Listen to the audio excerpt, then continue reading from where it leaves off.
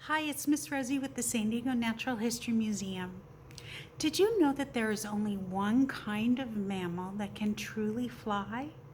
Can you guess what that might be? Well, if you guess bats, then you're right. Bats are the only mammal that can truly fly. They're very misunderstood creatures. They're one of my favorites. I have a wonderful story about a very cute bat for you today. This is called Nightsong, and it is written by Ari Burke and illustrated by Lauren Long. So let's find out what happens to the cute bat. The sun had set, and the shadows clinging to the walls of the cave began to wake and whisper. "Chiro, little wing," the bat mother said to her child, "tonight you must fly out into the world, and I will wait here for you." So there we go. There they are. There's the mama bat and Chiro. See, they're in the dark in the cave, right? "But the night is dark, Mama, darker than the moth's dark eyes, darker than even the water before dawn," the little bat exclaimed, twitching his ears this way and that. "I know," whispered his mother, "and when is it that dark outside, I cannot always see," Chiro admitted, stretching his wings. "There are other ways to see," she told him, "other ways to help you make your way in the world." "How?" "Use your good sense." "What is sense?" the little bat asked. There he is. Bats like to hang upside down, don't they? His mother folded him in her wings and whispered into his waiting ears, "Sense is the song you sing out into the world, and the song the world sings back to you. Sing and the world will answer. That is how you will see. Now fly from our cave to the pond where we bats like the best to eat. Have your breakfast, then fly home, but do not go farther than the pond unless your song is sure." And then she let him go. So there's the mama bat. And there he is. Chiro fell into the cold air for an instant, then flapped and turned and flew out past the mouth of the cave and into the waiting night. So there he is, big, all that darkness, and there he is, just a little bat. At first, Chiro tried to peer his way through the dark. Long arms rose up in front of him, waving slowly, blocking his path. He could not see around them or over them. Chiro was frightened. Look how dark that is. Yes, I think I'd be scared too, don't you? In the dark. Do you think he'll remember what he needs to do? He remembered his mother's bright words. Use your good sense. Chiro began to sing, softly at first.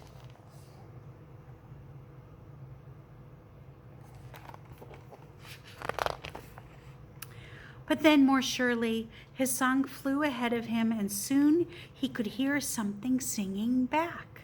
Tall trees called out to him, chanting the lengths of their long branches and the girth of their rough trunks.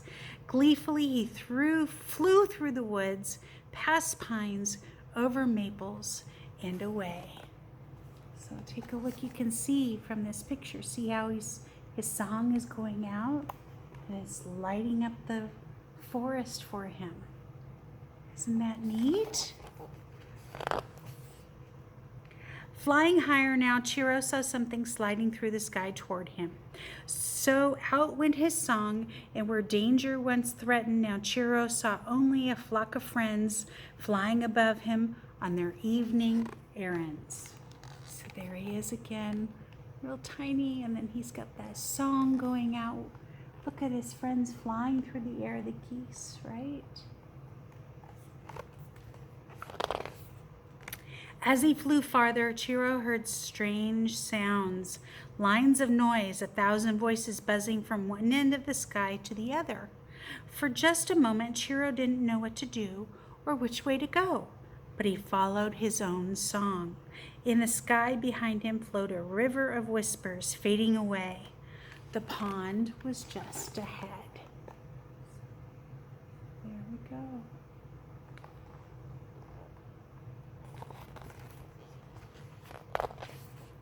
When Chiro came to the pond singing still, he was very hungry. All the night creatures were there above the reeds, thousands of tiny flying tasty things, each one humming a different tune.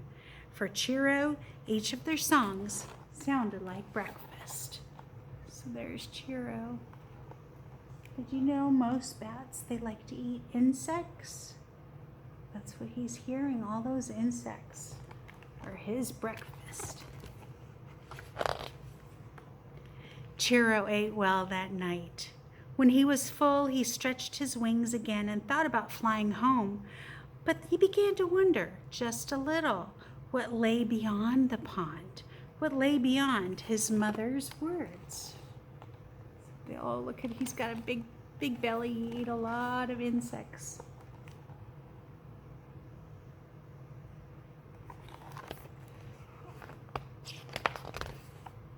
So Chiro flew a bit farther, and the familiar fell away from him, out to the margins of the world. Then he was truly on his own.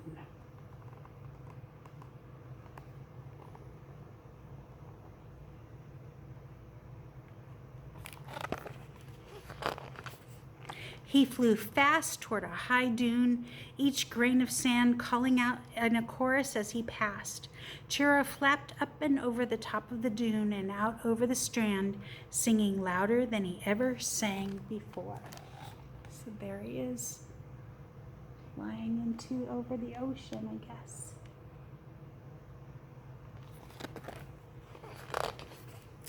Out went his song over the dark water, then again and again, each wave on the ocean rising up to greet him, each splash of sea foam coming kin to him. The sky began to change, growing light, and cast long shadows over the shore. With the morning came the memory, his mother's voice, her warm wings. Chiro knew it was time to go home. So there are the waves. Look at little Chiro.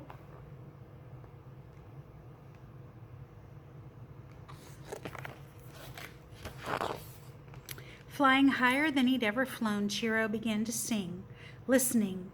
The music of the land rose up in all its many textures, each tree, each cliff, each place he'd passed, until finally the song of home added its voice to the others.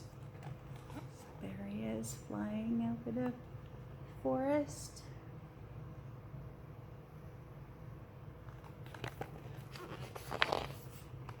His cave called out from the blanketing shrubs and pillows of moss at its mouth, and Chiro followed that familiar sound back into the sheltering earth.